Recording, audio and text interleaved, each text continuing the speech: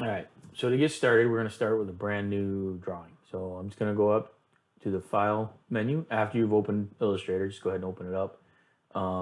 If you go into New, you'll get a window that looks like this, and this is where you can put in some preset details. Now, I usually work with a 12-inch by 12-inch image.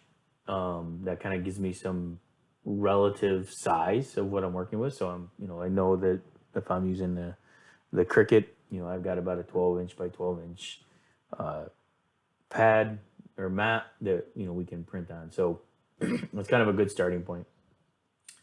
Then I usually use the raster effects at about 300 points per inch. So that way, if I'm dealing with any raster data, that I get pretty high resolution, and that way when I scale it down, I have crisp images, and that's what we want. So I'm going to click create, and that's going to give me a blank image here. Just some things, if you have a wheel mouse, which I recommend, if you press and hold the wheel mouse, you can kind of see it moves your screen around.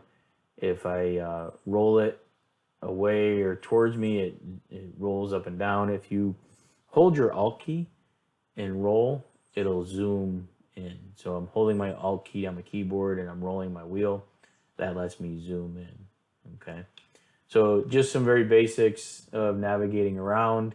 I'll talk about what these commands are over here and the menus as we get into this and we start bringing data in. So the next video, what we want to do is find an image to bring in, and we're going to use that image basically as a guide to create the actual vector graphics that we want.